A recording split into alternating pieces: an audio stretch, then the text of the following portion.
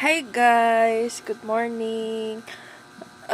Itatopic ko lang sa inyo yung kamusta na ba ako after kong magpa-radioactive therapy. Diba? Last time kong video sa inyo ay nagpa-radioactive therapy ako. Binanggit ko sa inyo lahat ko napanood nyo dun yung videos. Magkakaroon din po ako ng recap from 2020, November 2020 kasi na-diagnose ako ng hyperthyroid. Ngayon po ay basta tatapi ko sa inyo. Ito na po, after ko po magpa-radioactive therapy, in 2 months po ay nag-normal ako. Wala po akong ininom na medicine.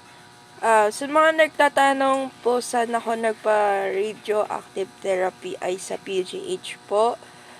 At kung tatanungin nyo rin sa mga nagtatanong kung magkano, umabot po siya ng mga 10,000, 8,000 sa doktor, 5,000 sa doctor's fee, tapos mga nasa 3,000 dun sa sa medicine. Nagamit ko po kasi yung PhilHealth ko. 10,000 kasama na lahat pati yung yung pagkain mo, yung pamasahe mo. Ayun. Sa heart center naman po nag-work siya ng 17,000 pala kasi nagpa-check din ako doon, tapos hindi ko kaya afford. So hindi ko nagustuhan.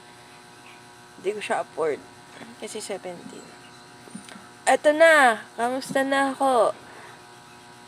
After 6 months kong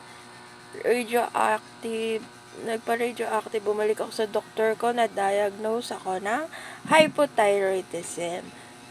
Topic ko sa inyo kung ano yung symptoms ko ng hypothyroid. Sa mga curious dyan, ano symptoms, kanyan.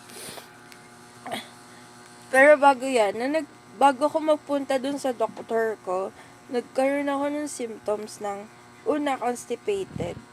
Lagi akong hirap makadumi. Tapos feeling ko laging may problema yung tiyan ko. Sunod naman ay nag-weight gain po ako from 65 kilo. Ang bilis ko tumimbang ng 72 kilo. Lahat basta ang bilis. Tapos hindi na po ako masyadong pawisin. Ano pa?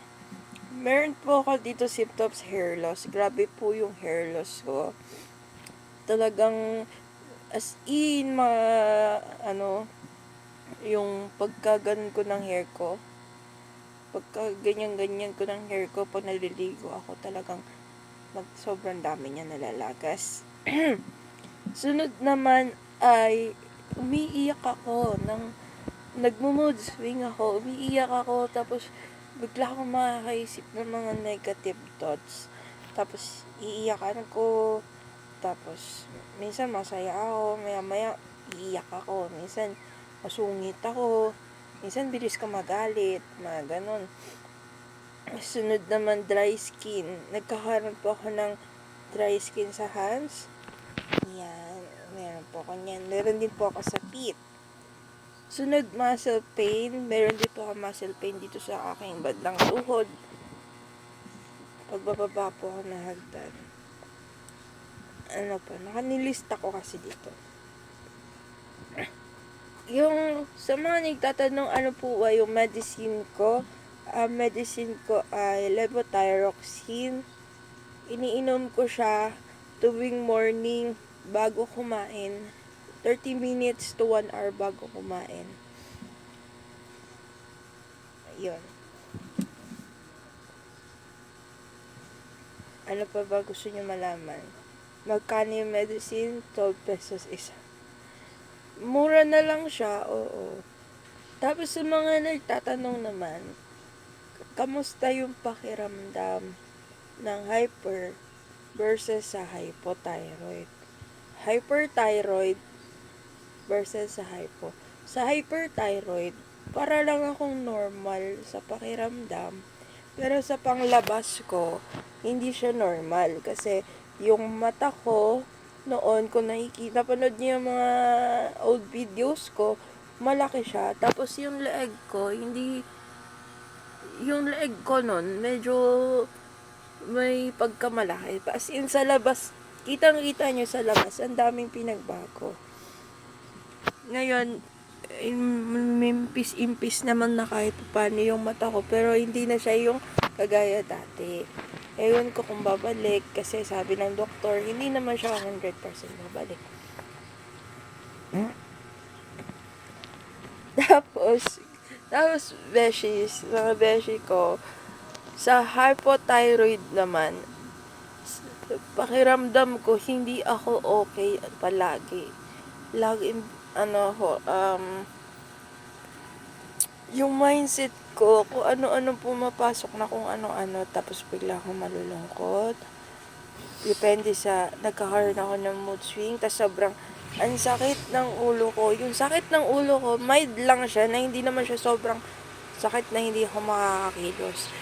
Yung sakit niya, para siyang nangangalay dito banda, minsan nandito banda, minsan nandito banda, minsan dito banda. Paikot-ikot siya. Tapos, yung parang pakiramdam ko, natatakot ako kaagad. May mga bagay na nai-stress ako, pero hindi ko naman dapat ka-stressan. Yung mga small things na bagay, ganun. Dapat hindi ko sila pinapansin, pero parang binibig deal ko lahat. Tapos ang bilis ko magalit sa sobrang maliit na bagay. Nagagalit na ako, hindi ako ganito dati. Kayo ba, sa mga nakakanood dyan, share naman kayo dyan sa comment section kung ano na yung basta na kayo, kung anong feelings nyo, kung hyper ba kayo o hypo kayo, paki-comment sa comment section pala. Yun lang guys, tapusin ko na tong videos. Thank you sa panonood. Medyo hindi ko na siya in-edit. Diretso parang makikipag-chismisan lang ako sa inyo. Ayun lang. Guys, don't forget na i-comment kung hyper kayo o hypo kayo. And don't forget to subscribe and support my vlog. Thank you!